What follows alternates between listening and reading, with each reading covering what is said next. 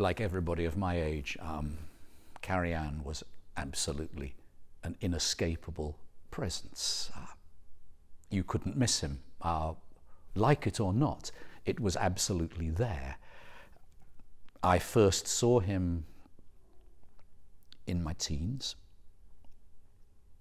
playing the Brahms cycle in the Royal Festival Hall, and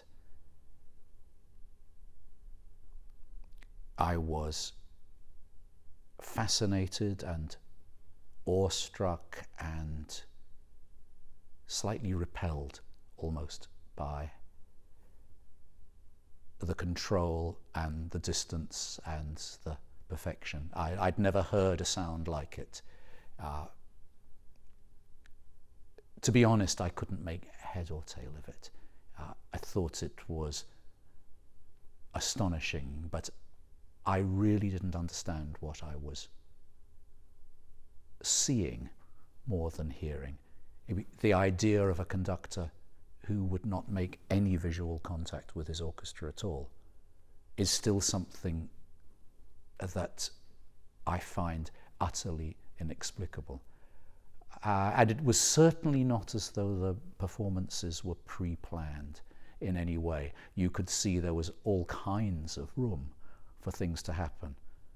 But how much room there was for the individuality of the orchestra within there, I'm not sure.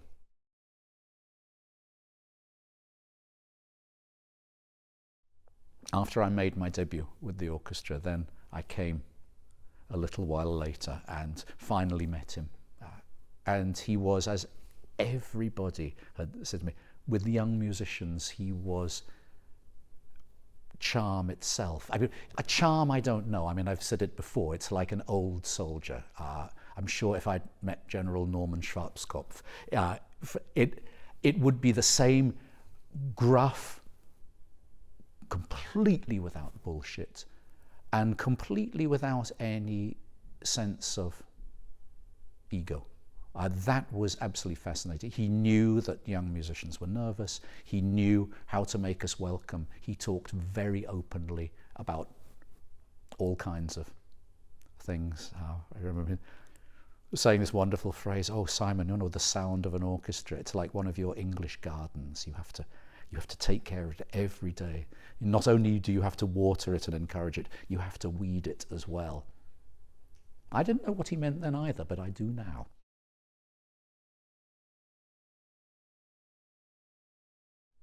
You can say all kinds of general things about, oh, what was the Karajan sound? I mean, he was obviously, he was the emperor of legato.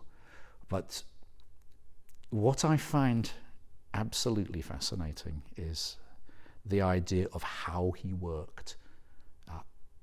And it's a way that is probably not available anymore. I mean, people forget that when he was in town, the entire orchestra had to be in town, and everybody had to be ready to drop whatever they were doing at any moment to come and play, because very often he would be rehearsing a Brahms symphony and he would realize, now I'm searching for a kind of sound.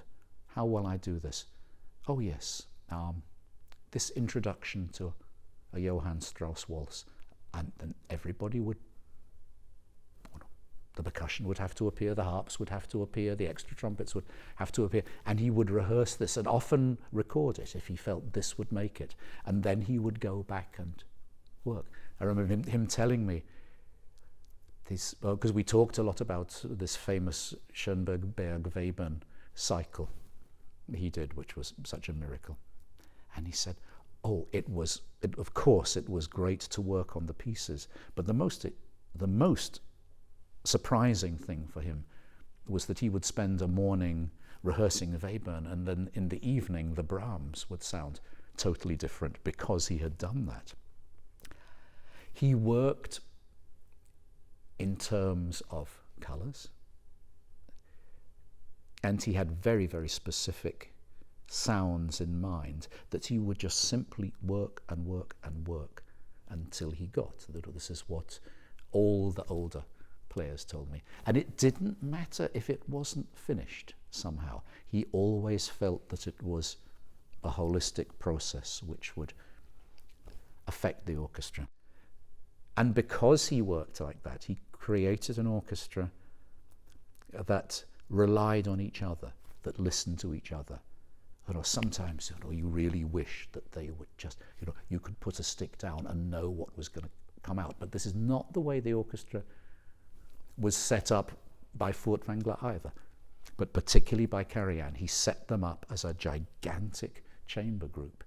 And we reap the benefit of this all the time, even though there are now relatively few people who remember what it was. Great orchestras keep these personalities up within them. And there's something about this long, flexible, fluid line with an immense pulse underneath, which was also from Karajan, which thank God, that remains.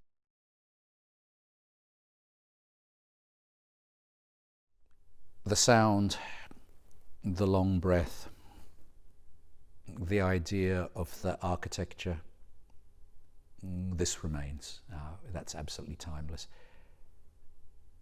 Stylistically, it's changed. He was, of course, the bed of Procrustes conductor. He had a very specific sound, and every composer had to fit that. So stylistically, this was something he fought against, this idea that you would play composers in a different way from each other was for him absolutely foreign. I remember, Rostropovich saying to me when they were recording the Strauss Don Quixote, he said, but sometimes you're making ugly sounds, but why are you making ugly sounds? And Slava said, look, because this is a terrible situation and it must be ugly and it's a particular... He said, no, but you must never make ugly sounds. Every sound must be beautiful. But it was very consistent. But I think we have changed now. I think the idea of Karajan conducting a period instrument orchestra is far-fetched.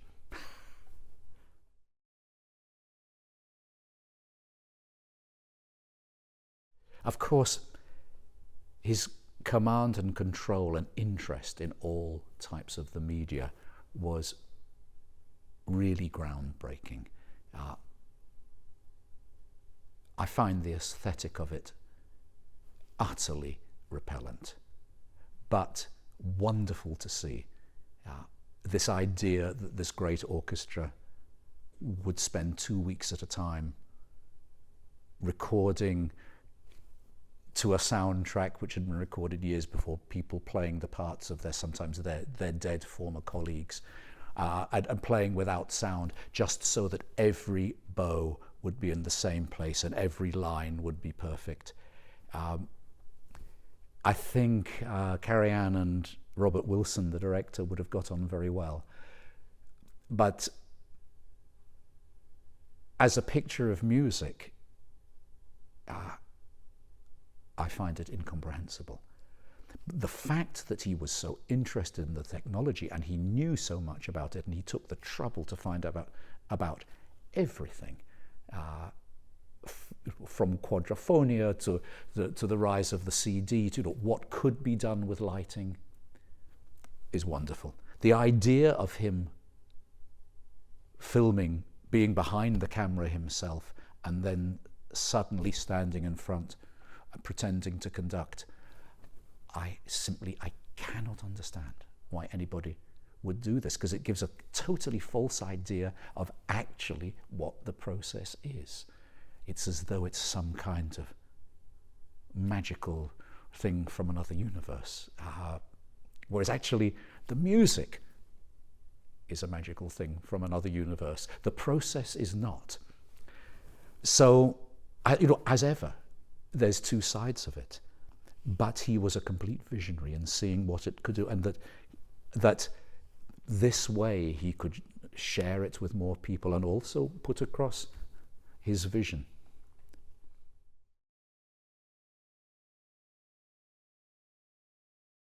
the world has changed since his time, and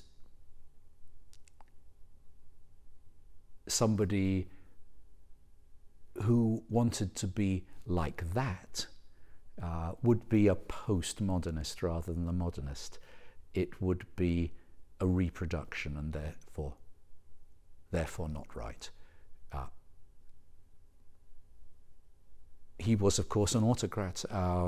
It's not impossible that there will be more autocrats in both politics and music. You think the era is over, and then you look at Putin and you realize, okay, this is still possible. But Putin seems like also a throwback. Karajan was not a throwback. Karajan was a totally modern person who had been also completely cooked in this crucible of the Second World War, of this time, and had come out of it. He knew what it was not to have food. He knew what it was to be cold. He knew what this was about. He had suffered through, and he made his own extraordinary path. And it was a path which was groundbreaking and new. To imitate that would be as much of a mistake as Bruno Walter says, don't try to remember emotion. Remembered emotion is gone. Make your emotion new every time. And whoever the next Karajan might be, if we ever see someone else like this, will make it new. And he would not have wanted an imitator. He was far too smart for that.